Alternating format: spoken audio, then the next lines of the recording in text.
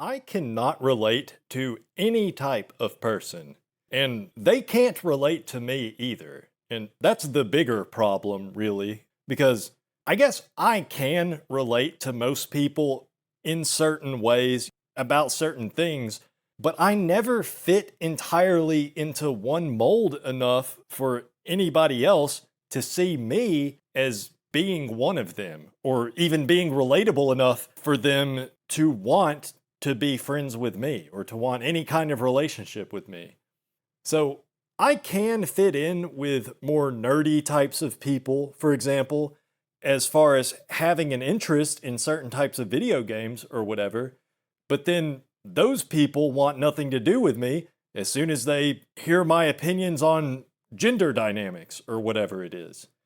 And I might fit in with the blue collar good old boy crowd, let's say, in how I have a disregard for political correctness, but then they hear my opinions on economics or, say, my disdain for car culture, and then all of a sudden I'm just a stupid libtard. And part of this, I do think I'm probably neurodivergent in some way. I'm probably on the spectrum, but I don't really know because I've never talked to a psychologist about it or about anything. I've never talked to a psychologist at all in my life. But I think I probably am on the spectrum. And I think that's probably why I am very independently minded. So I don't just follow party lines on any topic. I actually think about each individual issue for myself, and I draw my own conclusions. And if you do that, if you are independently minded like I am, where you actually think about things and you come to your own conclusions, then there's no way that you can fit neatly into any mold. So I hold opinions where if you look at all of my opinions, no matter who you are, I probably have some opinions that you would agree with strongly, but I also probably have some opinions that you would find deeply offensive. And unfortunately, I don't think most people can accept that. Most people just don't want to have anything to do with somebody that holds opinions that they find deeply offensive, even if they do agree with that person on most things. And I'm not like that. I really don't think that I am like that. So I know there's other people out there that also aren't like that. But most people just will not want to be around you if you do not, more or less, agree with their worldview entirely. And that's not an issue for most people because most people just choose their opinions based on their subconscious desire to belong to a group. So, in other words, most people form their beliefs on any given topic based on which belief will best help them conform to a particular group. But I can't do that. And if you think what I just said is BS, then just think about it. The easiest example is to look at political parties. And you can look at Democrats or Republicans for this, because both of these parties, they have a large group of people that all hold the same exact opinions on a range of issues, even when some of those issues and the opinions they hold on those things aren't actually related in any way. So, for example, most Republicans will agree with each other on the topic of immigration, and they also agree with each other on the topic of, say, climate change. But those two topics have nothing to do with each other.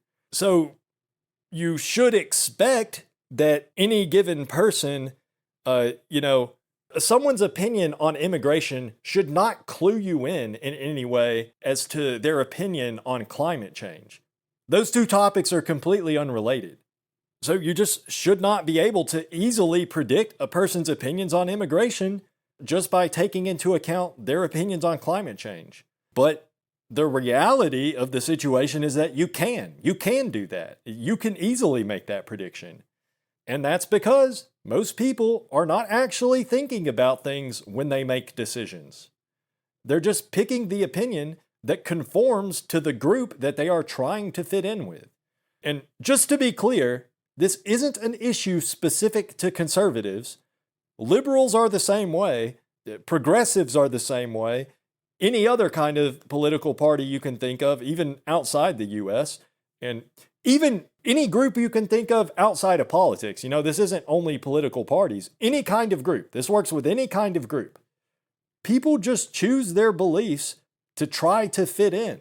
And choose might not even be the best word to describe what I'm talking about, because I'm not saying that people are lying to each other about what they believe, but people actually do form deeply held beliefs about things, and they think they're forming their beliefs through careful thought and consideration, but it's really just their subconscious desire for belonging that controls the whole decision-making process. That overrides everything else. And I think that's just a natural thing. Like, that's just how a neurotypical human brain works. But my brain does not work like that. I don't have that automatic override in my brain. I can't, even if I wanted to, I can't not form my own opinions. And this isn't just about politics. It's not just about political opinions. I just use that as an example, but this is something that affects every aspect of my life. Like my opinions on art, media, video games, what women I find attractive, what type of music I like, my sense of humor. I just have a collection of opinions that, to the average person, it probably seems like I'm all over the map. And maybe I am all over the map. But in an ideal world, that should be a positive thing, because that should theoretically give me the ability to relate to a very diverse range of people. But like I was saying earlier, most people tend to focus on the disagreements they have with you rather than on the things they agree with you on. So in reality, it doesn't help me at all to be this way. It actually just makes me a social outcast with everybody. So I want to talk a bit about my personal experience and experiences I've had in my own life. I come from a working class, blue collar background. Neither of my parents have ever made much money, that neither of them have ever been high income earners.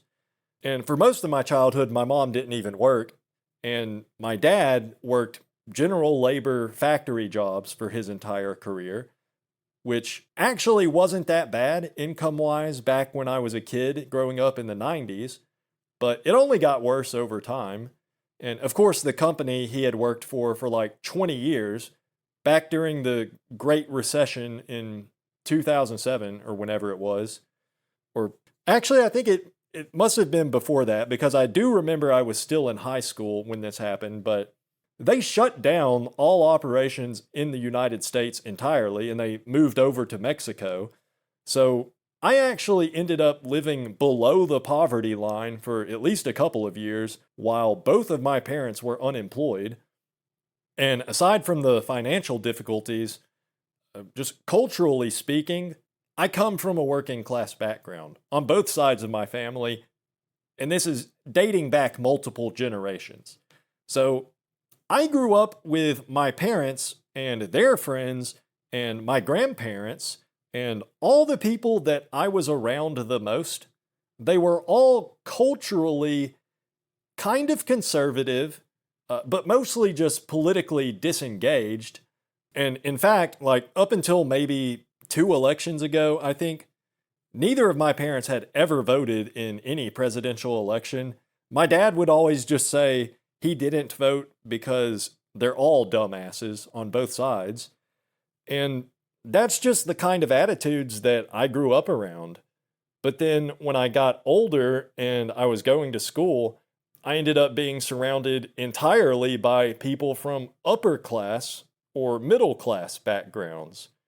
So for whatever reason, my parents decided to put me in a private Christian school, and they were spending an inordinate portion of their income to keep me in this school, because I don't know exactly what the tuition was, but it was definitely more than my parents should have been paying. And I can infer that just from the fact that most of my classmates had parents that were doctors, lawyers, business owners, And there were a few engineers and other professions in the mix, but I think I was literally the only kid in my class who did not have at least one high income earning parent. And eventually, my mom got the headmaster to agree to put me on a scholarship since I had been going to the school for several years and I had made good grades the entire time. I think I actually made all A's, like 100% A's, no B's at all, even up until like the eighth grade. So, either way, yeah, I guess I did get some kind of discount in tuition in going to this school eventually. But yeah, either way, the reason I'm saying all this, my family background is very blue collar, working class, politically disengaged, no regard for political correctness. And essentially, the best way to say it would be to say, I come from a family of rednecks, because that's what it is. So that's the best way to describe my family background. But then at school, everybody else that I was around all day, they were all from upper class or middle class backgrounds where they were politically engaged and they were all politically correct and polite. And, I guess you could say they cared about optics. So my classmates' parents, they might actually agree with my parents on most political issues, for example, because pretty much all of these people were conservative Christians. I mean, not even pretty much. I would say they all were conservative Christians because this was a Christian school in the Deep South. So, yeah. But the difference was, if you were to ask my parents what they think about illegal immigration, then you might hear a racial slur or something, or just something insensitive in the response. But if you would ask the same question to one of my classmates' doctor parents, they might express a similar viewpoint to what my dad would say, but they would do so in a very careful way in order to try to avoid any appearances of racism or whatever it may be. So the reason I'm explaining all this, I think the fact that in my childhood formative years, in my home life, I was influenced by a more working class redneck way of living, but then every day at school, I was influenced by the more upper class, white collar, landed gentry point of view. So over time, I kind of became a mix of both, and I can sympathize with both. And then, of course, as I've talked about several times in some of my other videos, by the time I was a teenager, and really even a few years before that, I was also heavily influenced by internet culture, and this was early 2000s internet culture, by the way, back when internet culture was actually a thing. Because nowadays, the people using social media are the exact same people you would see shopping at your local Target. So there really is no internet culture, because internet culture and the culture of real life people, it's all the same thing. But back then, internet culture was dominated by social outcasts, mostly male, leaning younger in age and leaning higher in intelligence. And most internet users back then were also people that had some interest in computers, which also tends to correlate with other nerdier interests like video games and anime and things like that. But anyways, I'm just saying, I had a kind of a weird upbringing. And I know I'm not like super unique with any of this. I'm sure there's millions of others that grew up being influenced by different socioeconomic groups. And obviously millions of other people that grew up being essentially raised by the internet. That was actually probably a fairly common thing for people my age. But it's all that in combination with the fact that I am probably on the autism spectrum, or I'm neurodivergent in some way, shape, or form, that it's just, people don't like me. That's really what it boils down to. I can relate to most anybody on something, maybe even on most things, with a lot of people, but then I'll always have that one opinion that's just an absolute deal breaker for whoever it is I'm talking to. So, how this plays out in my real life, like when I was growing up as a kid, I did like sports, especially baseball, and I played baseball all the way up from T-ball until I was, I think, 14 years old. So I think that's the eighth grade. And I was never really any good at it. In fact, I was usually one of the worst players on the team, but I did enjoy it. And I did a lot of times, I wanted to practice more, like, just toss the ball back and forth or just do some batting practice or whatever it was. But my dad was not willing to practice with me every day.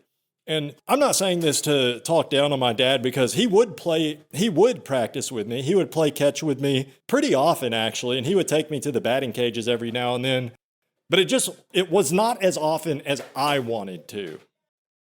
So he would always tell me, there's other kids in this neighborhood that play baseball. Go across the street and ask them to play with you. Go play with some of the kids in the neighborhood. Because there were a few kids down the street that they were really into baseball and they were actually really good at it.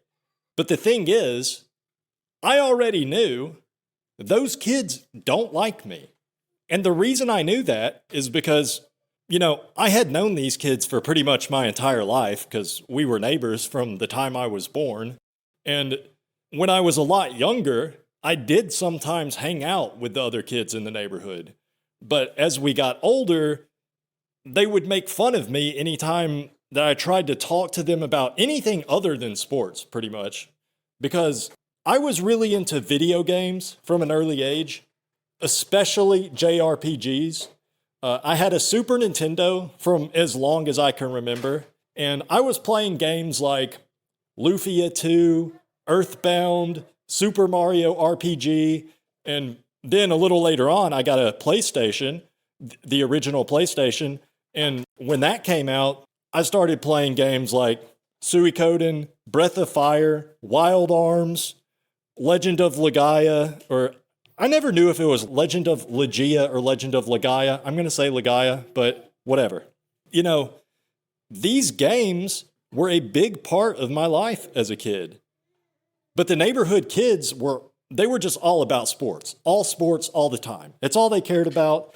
And I was fine with that. I was fine being friends with kids that didn't share 100% of my interests.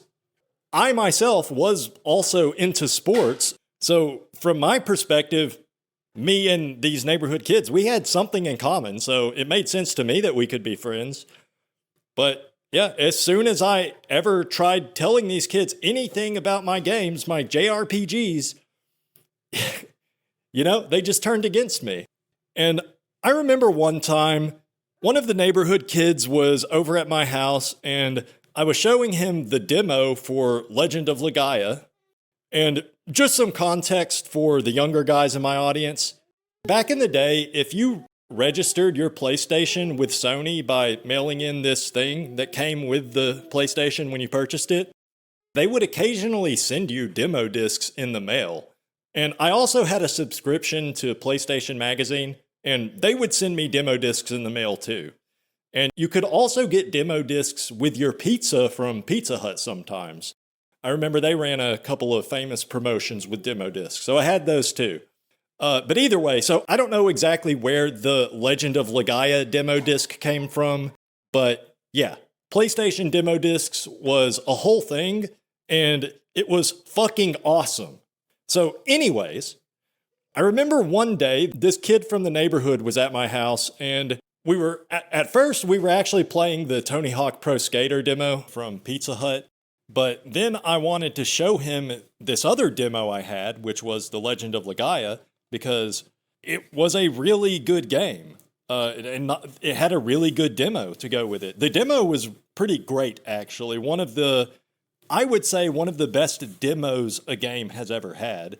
And it had like a whole hour or two of gameplay. I think about 2 hours of gameplay with it.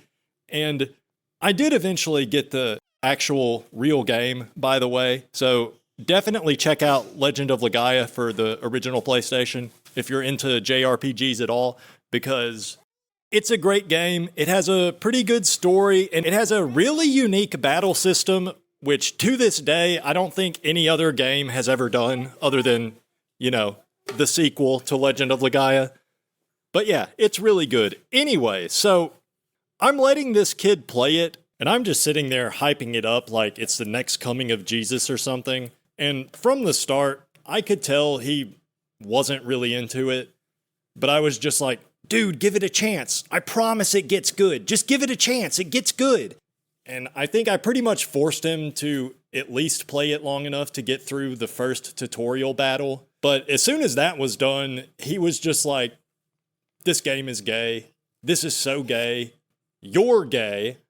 And so then he was like pissed off, and he keeps just talking crap, calling me gay or whatever. And so I was defending myself. I was like, no, this game rules. You're gay. And then I don't remember all the details. We got in a fight, and he basically kind of pinned me down and sat on top of me so I couldn't move until eventually he let me up. Because this kid was really fat, by the way, and he was also a year older than me, so yeah, it wasn't really a fair fight, but whatever. And then I guess he told some of the other kids in the neighborhood that I tried to show him some gay PlayStation game, because the next time I went out and tried to hang out with other kids in the neighborhood, they all just made fun of me and they wouldn't let me play with them. It all boils down to, I tried to show this kid a game that I thought was interesting, and by the way, it is a really great game. And if you look at reviews online, it's actually considered to be a classic at this point in time. So I was right and they're wrong. But anyways, the point I'm trying to make with this whole story, throughout my childhood, I really struggled to make friends. And this is something that has lasted into adulthood. But the reason that I always struggled to make friends is because I have differing interests that kind of fall into opposite categories as far as what type of person usually has those interests. So I couldn't be friends with the sporty kids, even though I was also into sports, but because I also liked nerdier things like JRPG video games, they didn't like me, and they didn't want to hang out with me. And I could never make friends with the nerdy kids because they would turn against me whenever I wanted to play catch or shoot some hoops or anything like that. And for the most part, there actually just wasn't a lot of nerdy kids in my neighborhood or at my school, for that matter. And I guess that's just kind of the luck of the draw, but either way, maybe nerdy kids would have been more accepting in general, but the few that I came across in my childhood were not. They were not very accepting. So as an adult, I could probably get along with somebody just being myself for at least a little bit. So let's say I end up at some kind of party or whatever, and I'm talking to a guy there, and we're talking about music, and let's say maybe we're talking about, I don't know, Led Zeppelin or some normie-friendly band like that. And I do like Led Zeppelin, by the way. I think they're pretty good. But anyways, so we're talking about Led Zeppelin, and we're getting along. We're getting along great. And it seems like, okay, cool. Maybe me and this guy, we can be friends. But then he asks me what else I listen to, and I start spurging out about Twice or some other K-pop group that I like. And I already know I just lost some subscribers just now just for saying that I like K-pop. So if you're not subscribed, go ahead and do subscribe, please, or whatever. I don't give a fuck. But what do you think happens then? This guy that I was bonding with over our shared interest in Led Zeppelin, after I mentioned Twice, now he's going to think I'm an autistic weirdo or some kind of creep or something because I also am into K-pop.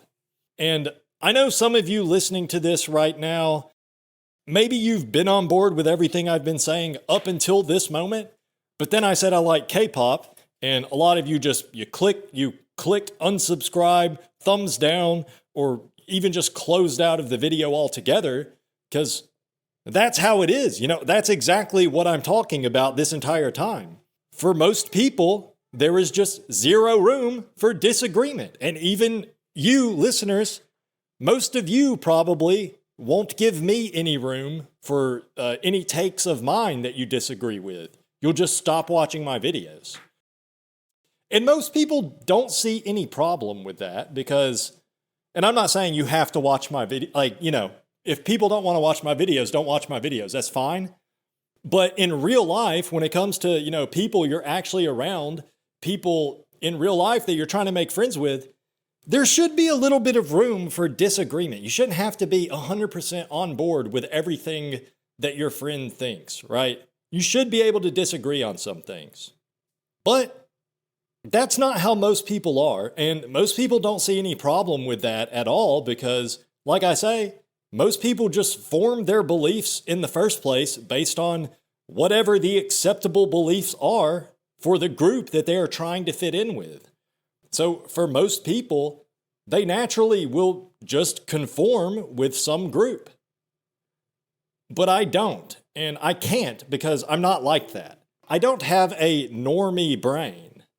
And actually, that would be a good trait to have, I think, if I was good looking, because my brain, if you put my brain into an attractive man's body, then I'd be a trendsetter, right? Because an attractive man that's not a normie, that's a trendsetter. That's a unique individual. That's a cool guy, a trendsetter. But I'm not attractive, so instead of being a trendsetter, I am a pariah amongst my peers. But independent thinking in general, it is a trendsetter trait. But like I say, it only works if you're attractive. So, whatever. I think that's about enough for what I wanted to talk about today. I was going to say, I can't relate to anybody in this world, but it's really not that because I feel like I can relate to people. It's just that nobody can relate to me. And even that doesn't exactly explain the issue because the issue is more that even though people may be able to relate to me on one or two things, people just aren't willing to accept any nonconformity when it comes to not only friendship, romantic relationships of any kind. And it just sucks, man, because this is the way that I am. It's the way that I naturally am. And even, I can't just play pretend with people. I do that to some extent. I do kind of mask or act a bit when I'm, say like at my old job, I would try to act normal around my coworkers, but I can't bring myself to, I don't know, when it comes to like actual friendship or actual relationships, acting, playing the part, it only goes so far. You could only be fake so far into a relationship because, if it's not real, it's not real, and then that's not worth it. What anybody needs really, you need something real. You need a real relationship, real friendship. That's what we all want, it's what we all desire, and it's what we all need. That's what the human soul needs. And I don't actually believe in like a soul or anything, but I'm just using that as a term for whatever. Please like and subscribe. Thank you.